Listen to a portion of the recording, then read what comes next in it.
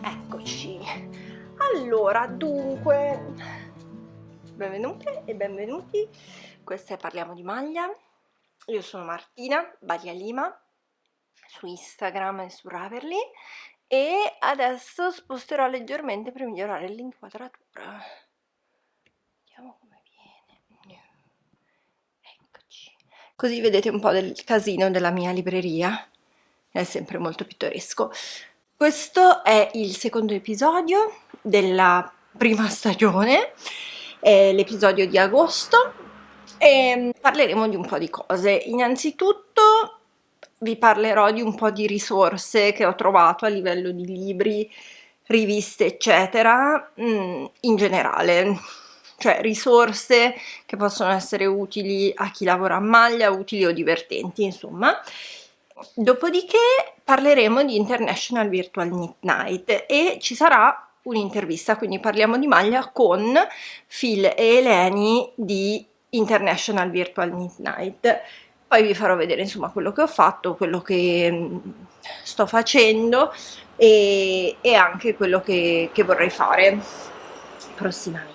Allora, dunque, per quanto riguarda risorse eccetera. Eccoci. Allora, dunque, volevo parlarvi di... Dunque, un po' di mesi fa è uscito un post sul blog di Meg Swanson di Schoolhouse Press in cui parlava di libri piccoli, agili, maneggevoli, non particolarmente costosi. Quindi il libro di oggi è uno di quella serie e, come dire, perché rientra, diciamo, nelle risorse? Perché il libro è questo, è People Knitting, io l'ho preso su Amazon, costa 10 sterline, quindi circa 12 euro, abbastanza economico, un libro fotografico, perché secondo me le risorse non sono soltanto risorse economiche o di tempo, ma anche di ispirazione a volte. Cioè io a volte ho proprio bisogno di ricaricarmi dal punto di vista dell'ispirazione nel mio tempo libero e questo libro è molto carino proprio per questo, perché è una raccolta fotografica di persone che lavorano a maglia nel passato, da un passato abbastanza remoto, quindi gli albori della fotografia. Aspettate che vi dico la prima a quando risale, 1890, 1860, insomma sono foto molto molto datate, fino a foto degli anni 50, 60, 70 non c'è molto, non c'è quasi niente, quindi copre insomma quei 100 anni lì, diciamo dal 1860 circa, inizio della fotografia, fino a foto che comunque hanno un sapore vintage. In particolare, mamma, se mi stai guardando, ti mostro una tua sosia impegnata nel lavoro a maglia negli anni 60, cioè la somiglianza con le donne della mia famiglia è abbastanza spaventosa, direi, cioè anche il capello è simile.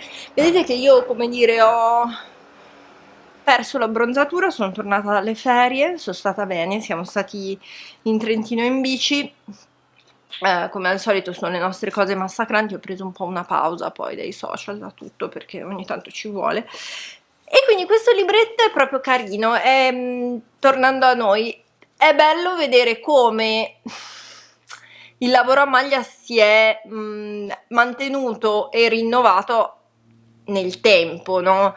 E a me insomma servono queste cose, è una cosa che mi fa bene nell'ambito appunto del lavoro a maglia. Poi invece riguardo a risorse gratuite, biblioteche eccetera, nel momento in cui avevo fatto la recensione delle riviste prese dalla biblioteca, la discussione poi è venuta fuori insomma su le cose gratis, cioè c'è stato un momento in cui abbiamo parlato tanto e un pochino si è parlato anche di biblioteche. parlandone come se la biblioteca fosse una risorsa gratuita, però non è proprio così.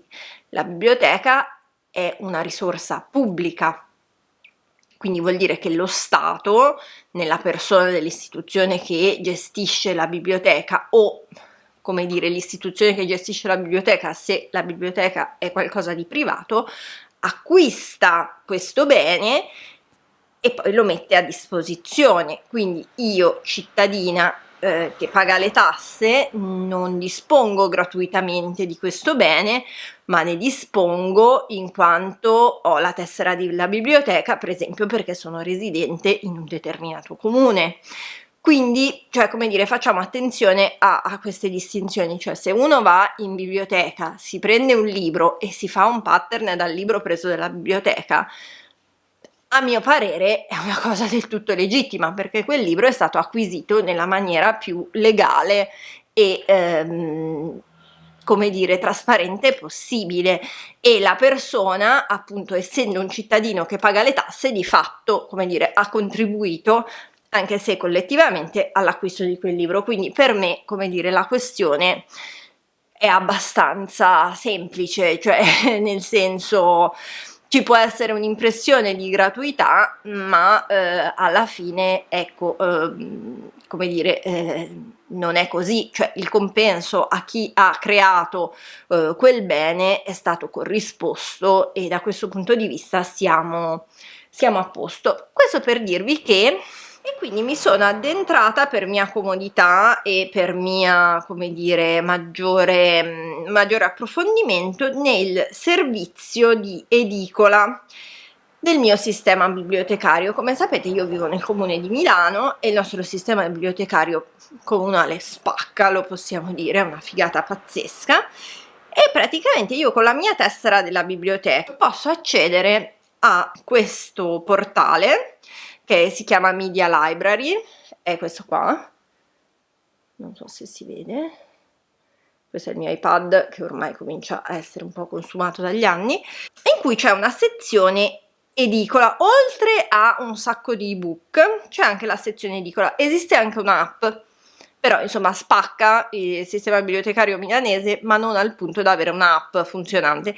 In più penso, mi hanno detto che in realtà questo servizio è un appalto, quindi ci sono tante istituzioni che attingono a questo portale che si chiama Media Library. L'edicola ha una cosa tipo 7100 titoli, è pazzesca, e ci sono, va bene, tutti i quotidiani che uno si può sfogliare, proprio come se uno va fisicamente in biblioteca, trova il giornale del giorno, o come io sono andata e mi sono presa le riviste da consultare, potevo consultarle lì, le ho prese in prestito, e trovi tutto. Quindi, come dire, per me è una figata pazzesca. E ci sono anche delle riviste molto interessanti, sia riviste estere di lifestyle, viene da fuori, aspettate un attimo, faccio un attimo una pausa. Ok, allora niente, sono dovuta un attimo passare al computer, perché io di solito navigo dal computer questo sito e col tablet stavo facendo un po' di confusione. Allora, praticamente, per esempio, io qui cosa ho fatto? Sono andata nella sezione artigianato e arti decorative, volevo dire. Per esempio, ho trovato The Knitter come rivista. Si vede? Sarebbe fighissimo se riuscissi a fare uno di quei video in cui si riesce a vedere, farvi vedere quello che vedo io sullo schermo, ma io non sono in grado. Comunque, praticamente The Knitter è una bellissima rivista, ci sono dei modelli molto belli. Io sono stata felicissima di poter accedere a questa risorsa, anche perché non è proprio scontato poter accedere a una rivista americana con così tanta facilità. Ecco, io vi invito, ovunque voi siate e ovunque voi viviate, a andare alla vostra biblioteca pubblica e chiedere se putacaso, come dire, esiste la possibilità di accedere a questi servizi.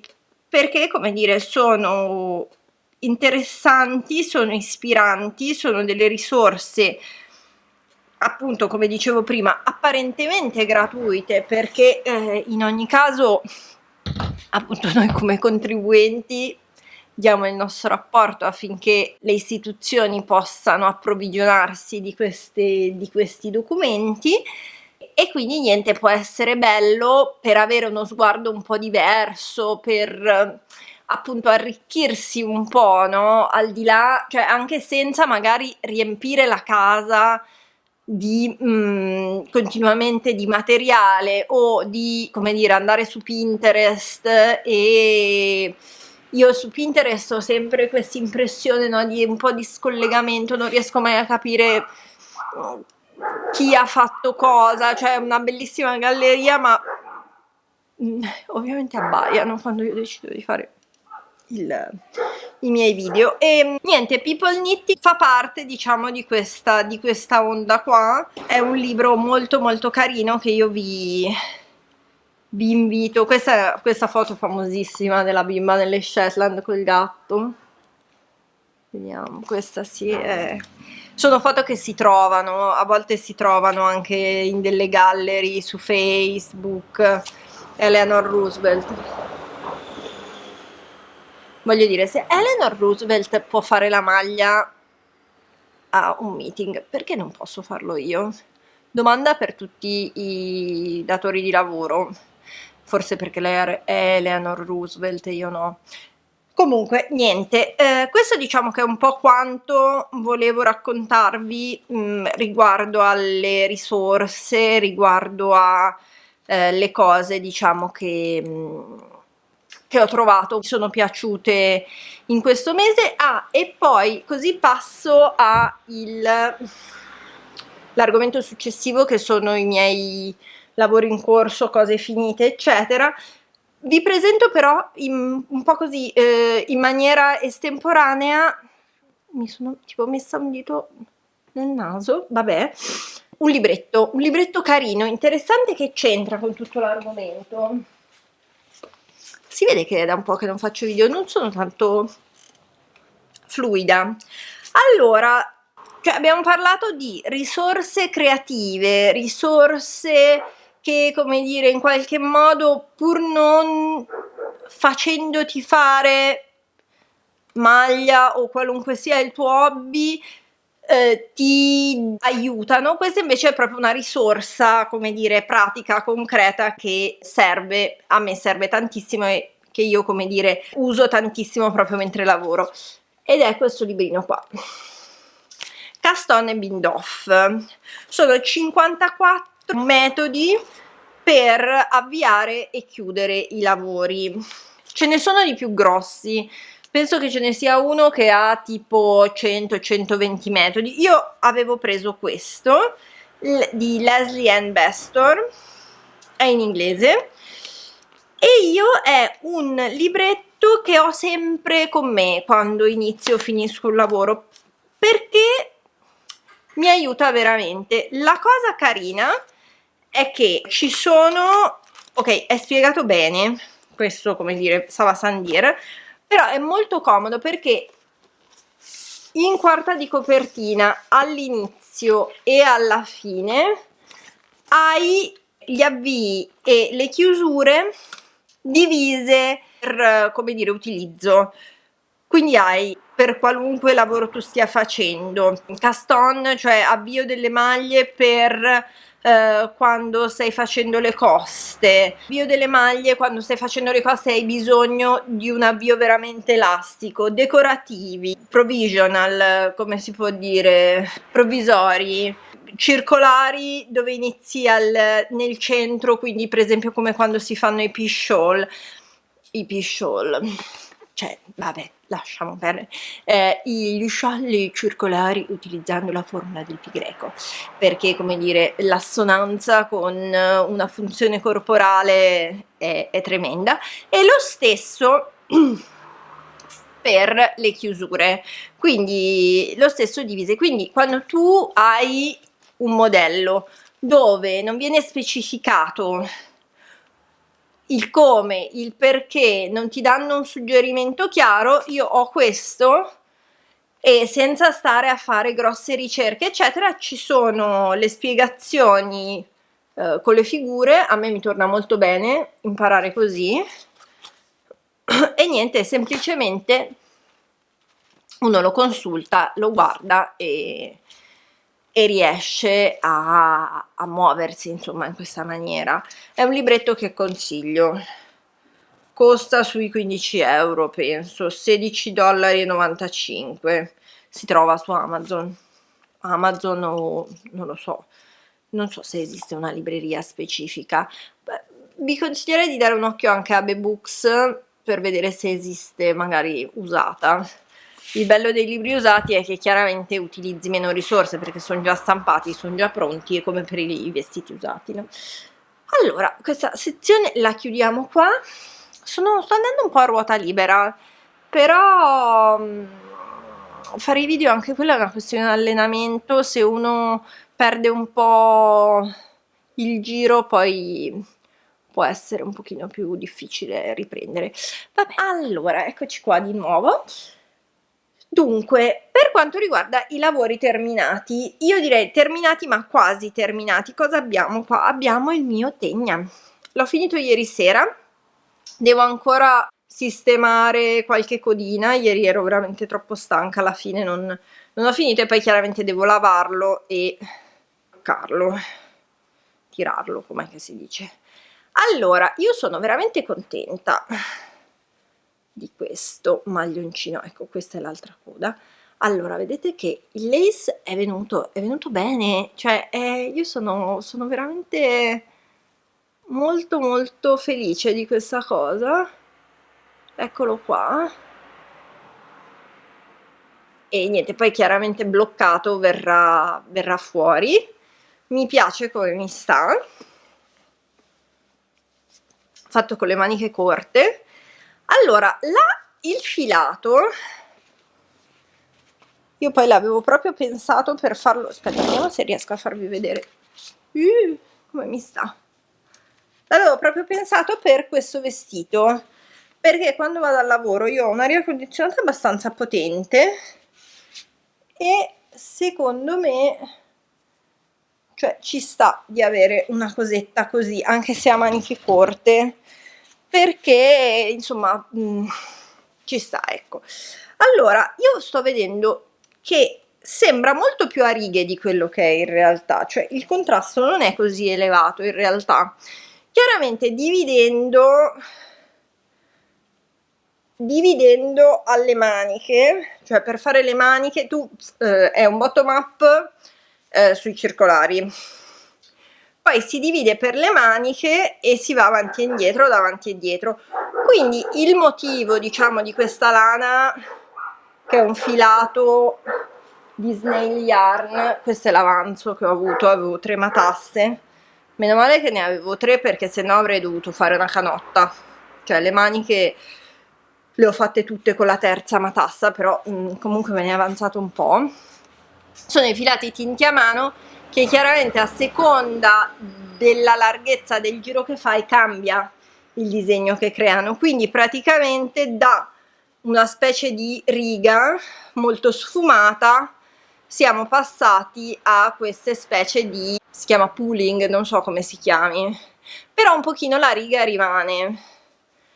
Io non mi dispiace come è venuto, assolutamente. Adesso poi lo lavo e poi farò le foto e tutto quanto. Sono molto contenta, è una bella maglietta e secondo me anche sotto, perché poi cioè il problema diciamo degli uffici è che d'estate hai un'aria condizionata pazzesca, per cui insomma comunque uno deve coprirsi, d'inverno c'è il riscaldamento a palla, perché riscaldamento globale, boh, chissà cos'è, e quindi nel senso sì, cioè è inverno quindi uno si copre, però ci sta di avere una cosetta così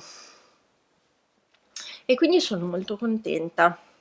Il modello lo consiglio, rientra nei modelli che dicevo prima in cui non si specifica bene cosa usare, come fare, per cui ho utilizzato il libro Caston e Bindoff della Bestor di cui vi parlavo, e niente, è fatto, deve essere rifinito un istante e poi lo lavo, per cui anche insomma la trama secondo me si uniformerà e sarà un pochino diverso in meglio. Appunto il bello insomma dei filati tinti a mano è anche che, cioè, il risultato che uno ha non è uniforme, non è scontato e è bello, insomma, ha il suo perché, ecco. Questa lana si chiama Lavish nel colore mauve ed è fatta appunto da, ho detto snail yarn perché non è snail yarn, è fish and stitch, ho sbagliato, è Lavish di fish and stitch, ho sbagliato a dire snail yarn, che è un'altra tintora, io sempre, cioè indie dyer, facciamo così, è un'altra indie dyer italiana e che tra l'altro non ho cose sue, non so perché mi è venuto da dirla, va bene, scusate a tutti.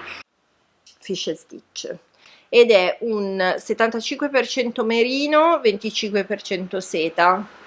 Allora, la mano è bella secchina, a tratti quasi difficile da lavorare, ma penso che sia l'effetto della seta, e però è stato bello, è andato via abbastanza veloce. Alla fine avevo iniziato il 1° giugno, quindi, o il 1° luglio, devo vedere su Ravelry.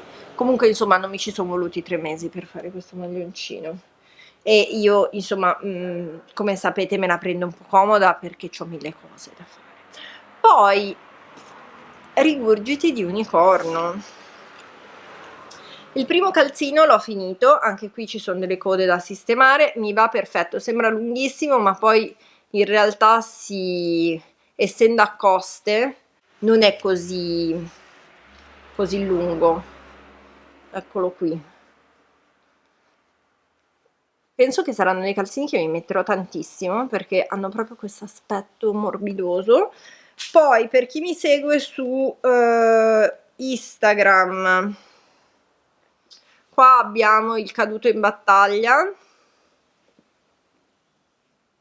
si vede?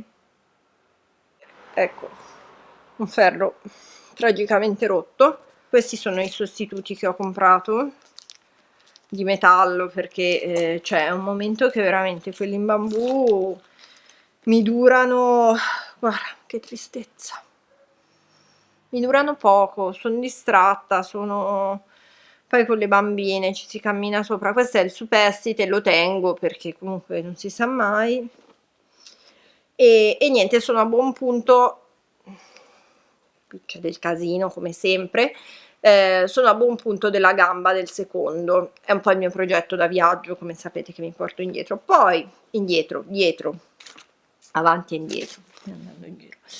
Poi cosa sto facendo? Sto preparando i campioni per quando andrò al raduno di Elizabeth Zimmermann. Sto partecipando a questo call su l'Elizabeth Percentage System, EPS, che è il metodo di Elizabeth Zimmermann per fare dei maglioni a partire dalla circonferenza del busto. Sono delle proporzioni matematiche, insomma è una cosa che è abbastanza non dico di pubblico dominio, ma è facilmente reperibile. Penso che il PDF su Schoolhouse Press per l'EPS costi tipo sui 7 euro, è una cosa del tutto affrontabile. Questi sono i miei conti. Qui potete vedere che ho delle capacità di disegno notevolissime. Gatti che miagolano. E niente, praticamente mi sono fatta tutti i miei conti, sto facendo un maglioncino per Alice, la mia bimba di 2 anni e mezzo, quasi 3, ha scelto lei il colore, questa cosetta sobria, eccola qua, un ciliegione. E niente, il mio programma è quello di arrivare, diciamo, con maniche e corpo, eccolo qui, non resisto alla tentazione di fare 2 mettere in fila 2 punti e poi fare lo sprone una volta al workshop. Poi devo fare un altro campione perché un'altra parte del workshop sarà su vari tipi di color work, quindi Donna ci ha dato delle specifiche, dobbiamo fare un campione in circolare con un tot di maglie, insomma, però è una cosa abbastanza semplice. Però siccome devo finire poi questa roba per settembre, qui cioè sembra tutto facile, tutto veloce, ma alla fine ho il timore di non arrivare in tempo, anche se di fatto ho già fatto una manica e sto facendo già il corpo. Ho deciso di fare per comodità e per velocità i bordi a maglia legaccio. È la prima volta che faccio i bordi a maglia legaccio, mi piacciono un sacco perché gli danno questo aspetto, invece di andare, è un po' più cicciottello, anche se è fatto con un ferro più piccolo, e mi piace, cioè gli dà questo aspetto un po' come se fosse quasi una pellicetta applicata, e trovo che sia molto carino. E magari, siccome possono essere un pochino troppo lunghe, oppure comunque i bambini sempre, no, si rigirano le maniche, così anche quando è rigirato, ovviamente qui verrà cucito poi, cioè qua io lo cucirò con appunto materasso, insomma quel che ho. È molto carina anche una volta che è rigirata la manica, quindi mi piace molto. E lei si è scelta anche tutti gli altri colori per lo sprone, ve li faccio vedere, dovrei avere sempre stash, non ho comprato niente. Un rosa, un corallo e un bianco, e quindi praticamente la sua palette è questa. A 2 anni e mezzo, quasi 3, direi che ci sta di scegliere questi colori. Ovviamente questi sono colori, se vi ricordate lo scorso episodio quando vi ho parlato di Caffè Fasset, della coperta che stavo facendo, avevo preso questo kit di Charisma Drops per fare questa coperta. Ne ho tantissima di questa lana, alla fine la coperta appunto diventerà cuscini, deciderò un po' cosa farne, e niente, morale della favola, scusate, suonano, eccoci, era il corriere, chiaramente, perché ho ordinato un libro, ma che novità enorme, va bene, è arrivato. Stavo dicendo, ne ho in quantità. La Charisma è una lana, diciamo, con un buon rapporto qualità-prezzo. Per fare le cose per bambini comunque non bisogna, secondo me, spendere delle cifre, perché crescono alla velocità della luce, la roba si macchia, si spacca, si sporca, mi scrivono messaggini che ora non posso guardare, eccetera. Bisogna un po' contenere la spesa, ecco, quindi per me è il buon compromesso. Lei è un po' meno, come dire, antipatica rispetto al discorso della lana pizzicosa, quindi ha una mano, come dire, buona, cioè non smolla più di tanto, pur essendo super wash. Sull'etichetta c'è scritto lana, cosa questo significhi non possiamo saperlo, però ce lo facciamo bastare. E quindi niente, io sto partecipando al callo con questo progetto, come vedete. Poi quando ce l'ho in mano non riesco a fermarmi. Allora, dunque, io direi che abbiamo coperto un po' tutti gli argomenti,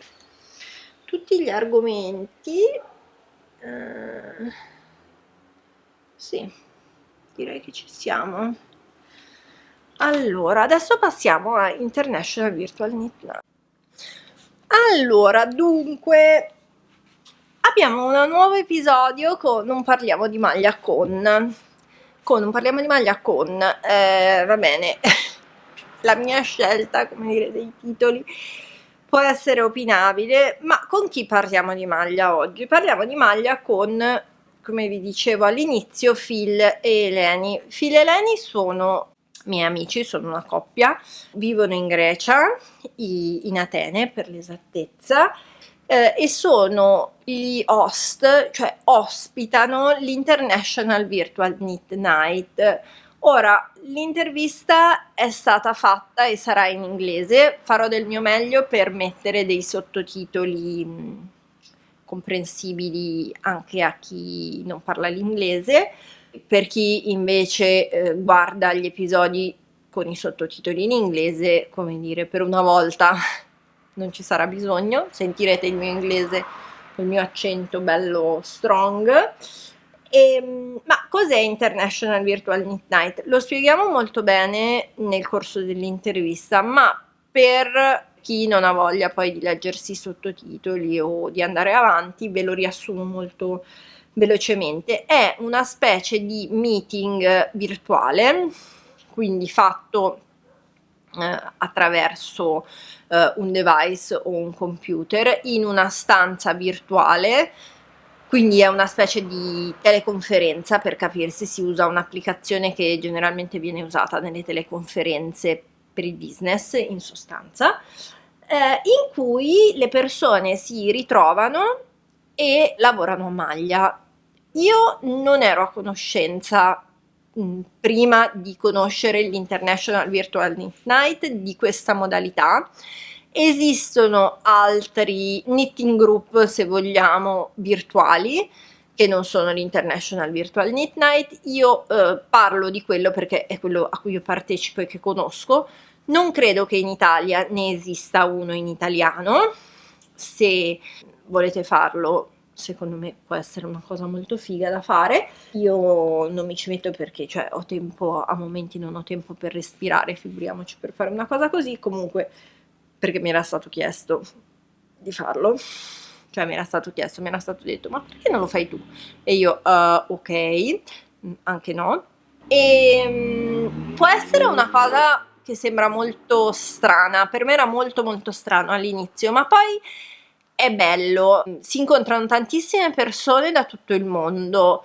Chiaramente poi nell'intervista, insomma, andiamo a spiegare, cioè, come dire, ci sono i requisiti minimi per partecipare, uno su tutti è di sapere un po' l'inglese, però può essere un ottimo posto dove si fa pratica col proprio inglese, anche perché c'è una tolleranza, essendo i partecipanti persone non necessariamente di madrelingua inglese, quindi, come dire, si riesce tranquillamente a comunicare, e appunto c'è una grossa tolleranza per chi non ha l'inglese come la sua lingua madre, e si impara tantissimo. Io di questo sono veramente molto molto molto grata, e si incontrano delle belle persone, si stringono delle belle amicizie, eventualmente ci si incontra poi anche di persone ai festival o viaggio, insomma è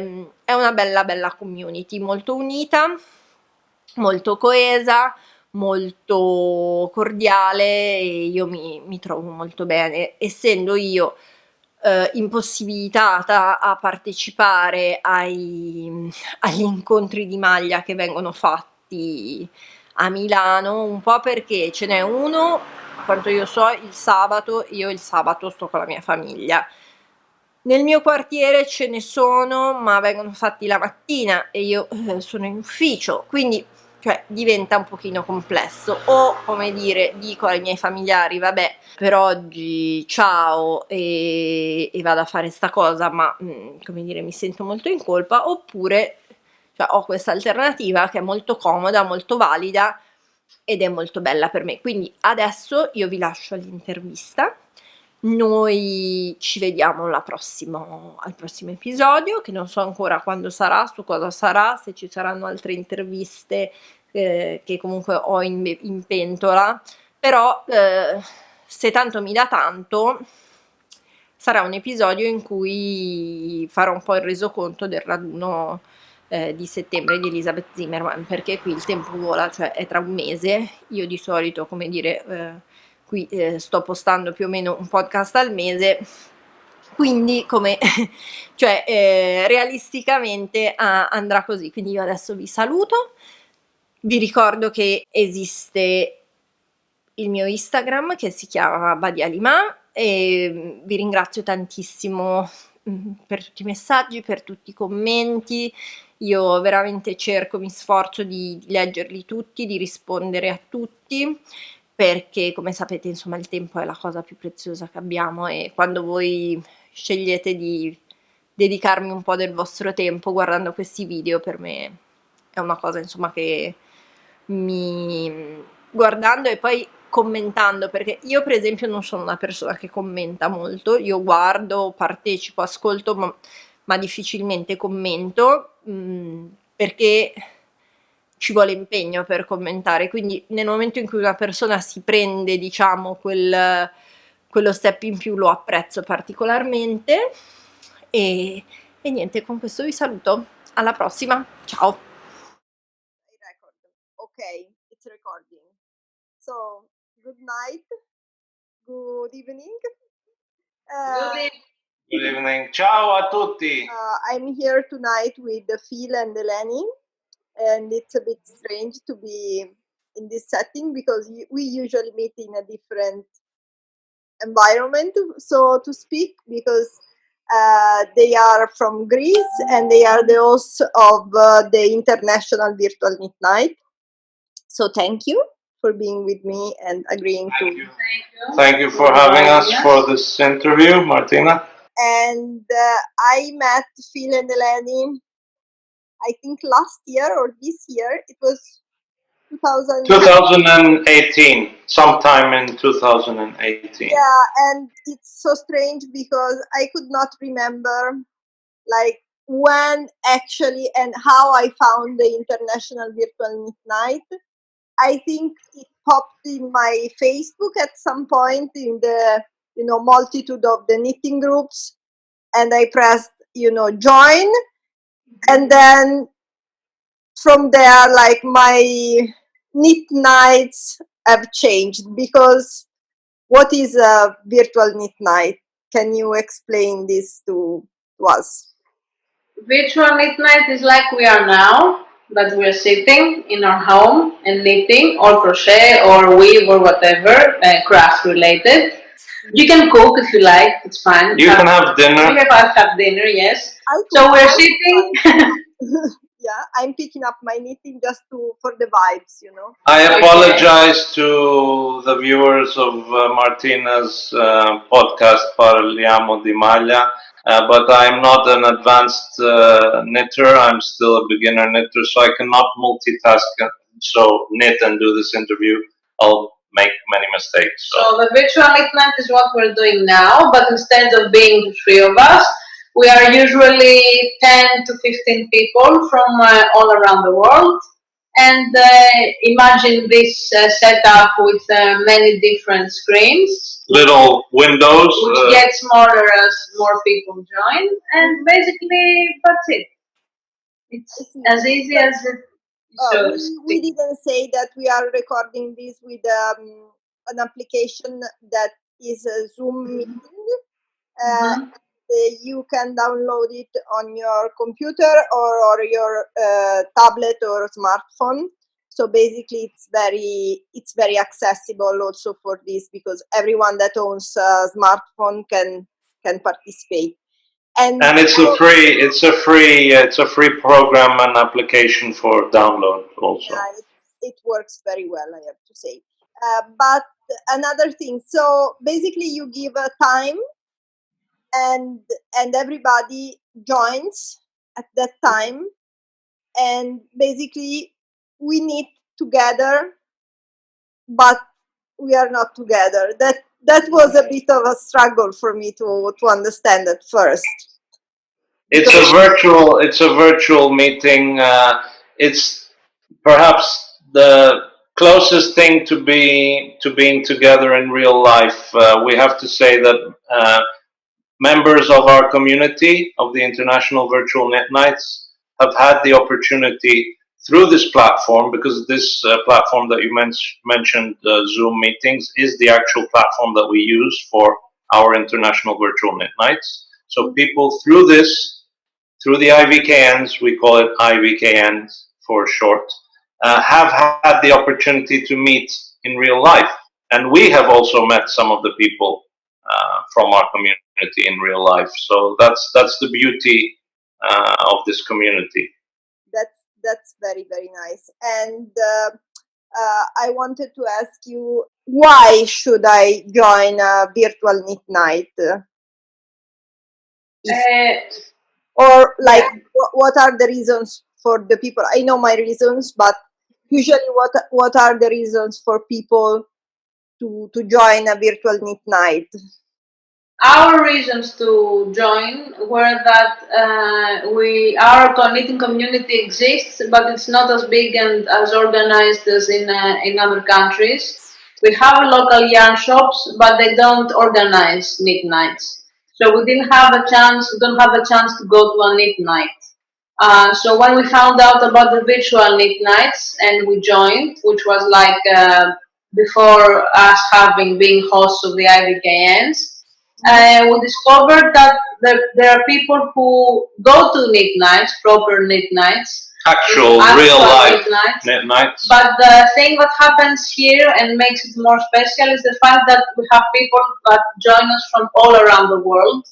This is why we call it International Virtual Knit Night. There are people that have different cultures, so they have different experiences with the crafts they make. Like people from Scandinavia, let's say, they are different in the things they knit, the materials they use, their style than other knitters. So we share all these things here, and it's very nice. And we have different skill levels, and everyone is welcomed, and people are, helping each other. And from the very beginners to the more advanced knitters or crafters, and generally what Eleni is saying about crafting on the International Virtual Knit Nights, it is knit nights, but we are flexible with the members we admit into the community, meaning that they can be crafters of the fiber arts, you could say. So it doesn't strictly have to be knitters. It can be people who crochet, it can be sewists, it can be cross-stitchers, it can be spinners, it can be weavers. So we are flexible with that. Yeah, I mean, it's always amazing the amount of knowledge that I gained personally from the International Virtual Knit Night about the fleece, for example, like working with fleece. And it's so nice that you have people, just willing to share because they are doing it while, like, I remember one member, she was washing a fleece, like, during a meeting, and I was like, okay, what are you doing? Explain it to me. And it was like being with her in her kitchen, and she's from the United States. I mean, that would never be possible, like that I take a plane just for a couple of hours. A demonstration. Yeah, it's really amazing the kind of connections that are possible through this thing that you are giving. So this was a bit, in general about what is a virtual knit night, but you have like a name, and we can say that is a brand if we want. Like, it's a bit special, you have, but we follow like a set of rules, and there are, things to know before joining the International Virtual Knit Night. So maybe we can explain a little bit this side. First of all, because it's international, we speak English. That's the language, that's the language that we all need to know. So it would be necessary for someone wishing to join our community to have an average to good level of the English language. It doesn't have to be perfect English.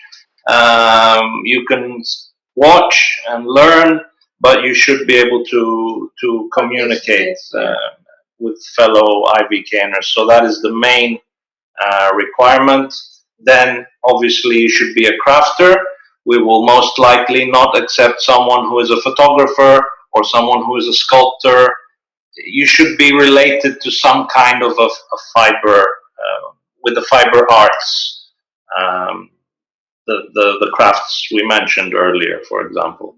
Then we meet 3 times a week, and we have these announcements. We put them on Instagram and Facebook, so people who will join us know that they will see all these announcements. And the time, but we put the time zone is the Greek time, so people should know or have an app or Google and see The time the time difference. difference that we have.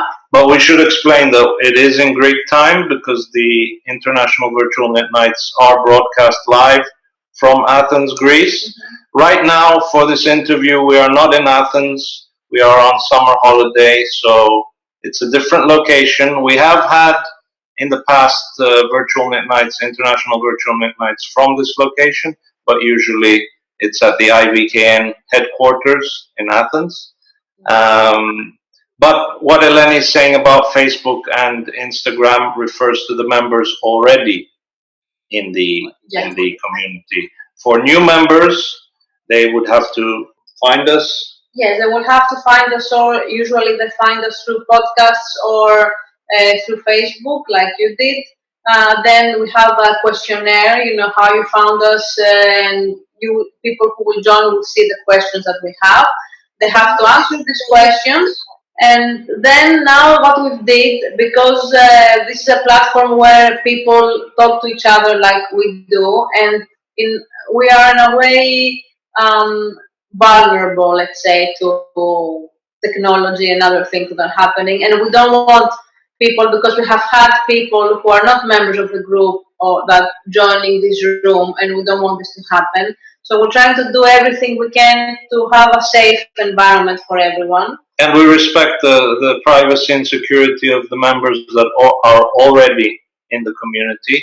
So we sometimes tweak our security measures, and we have decided, as Eleni said, to change the way we admit the members into the group by having one-on-one interviews with them. So once they request to join through the questionnaire, we will have a conversation like as we we're have having now, with you. not only to see the person who is joining and to let them, for them to see us and see who we are and what we do, but also in order to explain to them how all this thing works. Because before we were doing it during our IVTM sessions, it was a bit tiring for everyone to repeat the same things again and again. So now we just avoid having the intro to everyone about the room and how it works, and we'll just do it by having a one-on-one conversation, and at the end of the day, seeing if these people are really interested in joining or not. And this prepares new candidate members fully for when it's time to enter an official session. So they are more comfortable, they know what to expect, they are not overwhelmed when they see all these people on screen for the first time.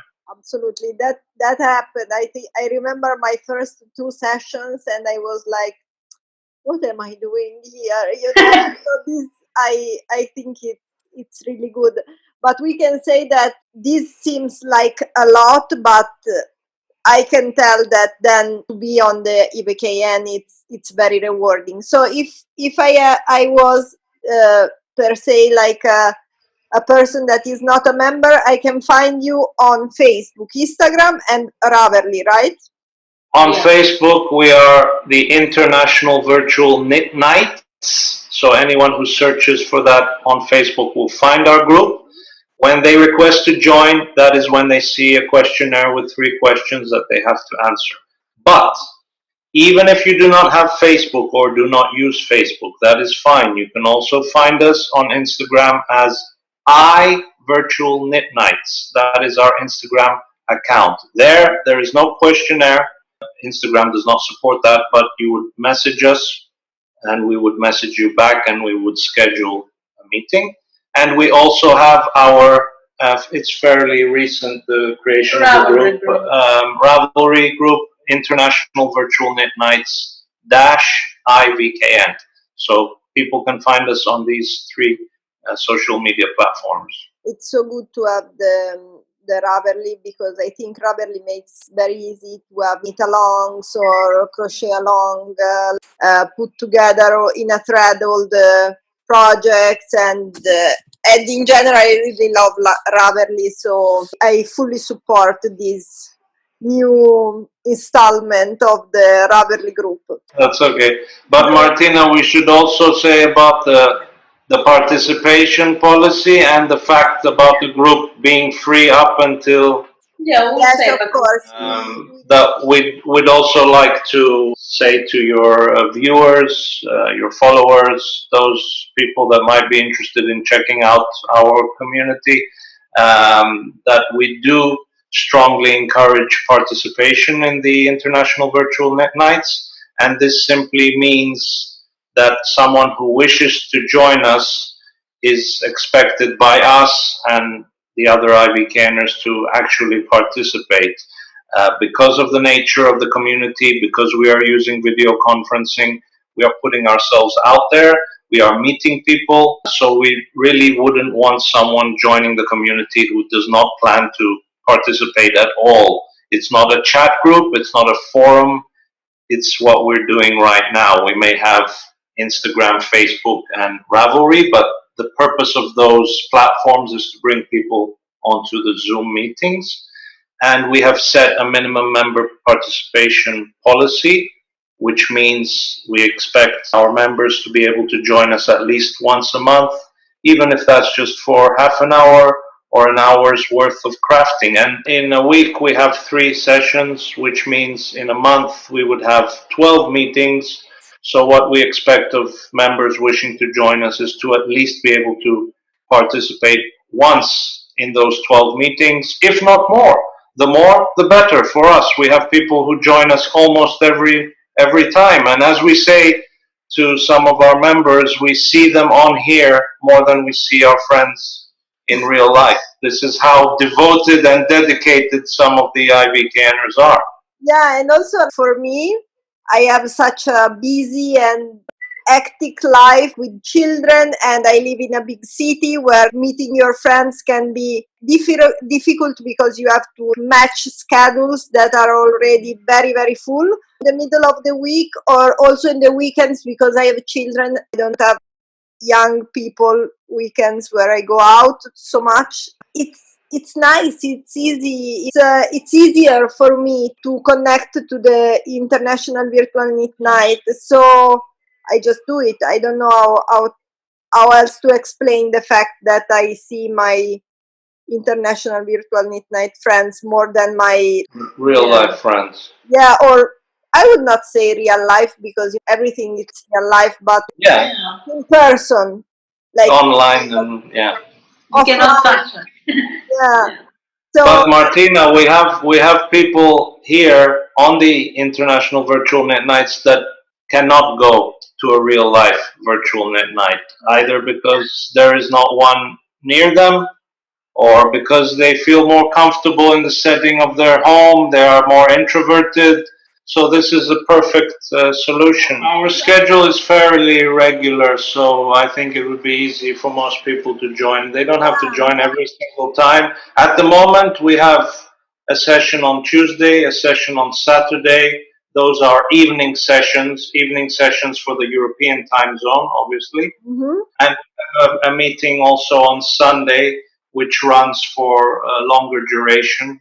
It's a 10-hour meeting. Our Tuesday meeting is 4 hours, Saturday is 5 hours, and Sunday is 10 hours. And we keep it so long so that we can help for people that are in totally different time zones, such as the United States, Canada, Australia. They are either many hours behind the European time zones or many hours ahead.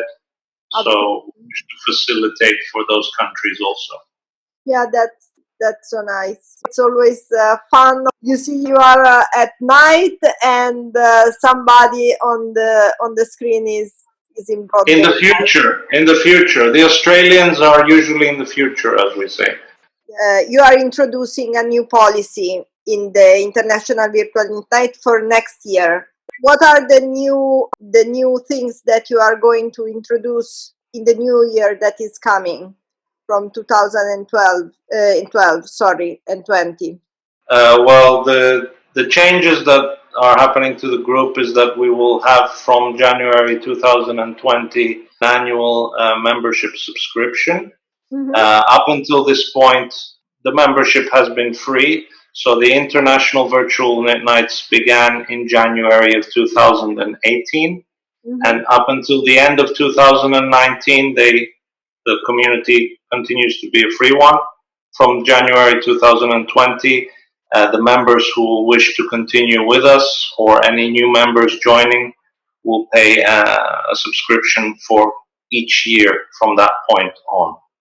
I see. If I make my subscription in January, it will end the next January. But what if I make it in February? It will last to the next February, or is it with the year, like with the solar year, or it's like 12 months? It's an annual subscription. But if someone was joining us at the end of a calendar year, like 3 months before the end or 4 months before the end, then definitely we would think about something we could do that would be more fair for the members joining at the very end.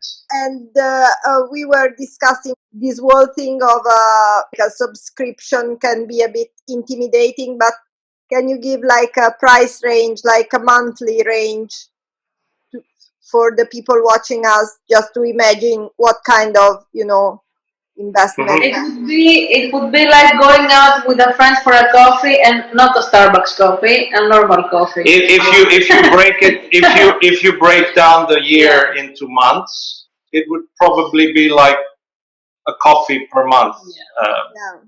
So nothing too extreme. We don't want to scare people off. We want more people to join. You were thinking like an affordable and inclusive in order to support the service that you are giving, but also to give people the chance to participate as well. For the people that are watching, they need to know it's not a free service, it's a paid service. And this is the reason we are having this change in our policy. If it was free, then it would be free for everyone. But unfortunately, in the moment that you introduced policy, I was going to see the Zoom meeting rates. The payment plan, the pricing. It's public. It's a free access for everyone, and it's completely reasonable. After I watched I was reading the fees. It's completely reasonable. Always. And it's also different, Martina, for businesses and for individuals. So for us being individuals, we do not have a business account. So individuals would pay more because they would have to pay the 24% extra VAT. If they were a business, also, it's not something that you can deduct from your taxes, or just I mean that's it. It's perfectly clear. So another thing that I want to ask is, I know because I found out about you too, like I think 1 week after you put your business, or not a business, but your dyeing activity on the Instagram, that you dye yarn. And I want to know more, because I don't know if I already told you. You are, can you tell the name? After Hours Yarns. And do you know that After Hours is an Italian band? I think you once told us, but we didn't know that. I know for sure that a lot of my audience will listen to After Hours, or were listening to After Hours during their teens. I was listening to After Hours during my teens, and I have to share some songs with you. It's like a bit romantic, new wave, alternative, dark. I'm very tormented teenager music. Okay. That's the mood that they have. I like them a lot. What is about this thing that you are doing? How does it work? How did you decide to do it? Our After Hours explanation is that the name, because we are sleeping late. We are night owls. Yes, so Yeah. That's the explanation. That's how we came about with the name, because we stay up late. Yeah. We get our inspiration sometimes late at night. We are on very late with the International Virtual Nights. Those of you who know the schedule, those of you who will get to know us will find out. So that's how the name came about. But since Eleni was a maker prior to us experimenting with indie yarn dyeing, she was making and still is making project bags. We thought of maybe doing something together as a couple. Yeah, as a couple. I'm a graphic designer in the morning, so that's my normal job. So I like color. I have experience with color and combinations and all that. And sometimes, you're looking for something, a yarn, and you don't find exactly what you want, and you say, maybe I can create it and, do it myself. So it was a combination of that and of us also doing something together. We don't know exactly if the colors we make, it's something that maybe I think we do them with the sense that it's something that we like first of all, that we would knit with these colors, and then if people like them, that's great.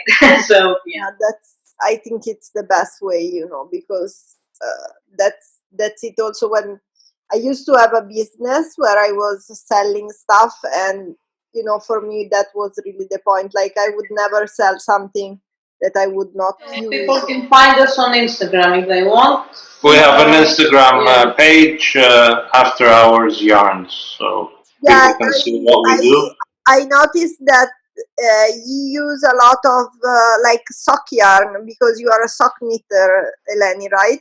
Not only that, and because I found that knitting also sweaters with this kind of yarn weight, for our climate, being in a Mediterranean country, it's very versatile, because we can use these sweaters both in, I think, all year long. Like, you can use this kind. I mean, now I'm knitting one of, with finger and weight yarn, as we say, because you can wear them in the winter and with layers of other clothes. So usually, I think, and with the climate change, which is not nice, what is going on in our planet, I think the kind of sweaters that usually make my life easier and they're very nice are the finger and weight yarn ones. So yes, and we need a lot of socks. I need a lot of socks.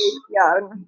Yes, I perfectly understand what you are saying, and yeah, and also the thing is that with fingering yarn you can create, the how do you say it? I'm losing my English at the moment.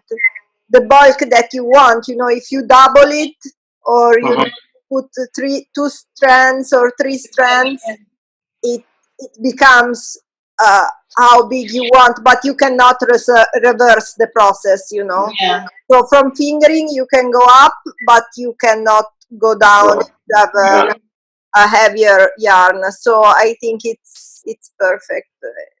It takes much more time to finish the project, but you will finish it at some point. I know. It seems endless at the moment in what I'm doing here.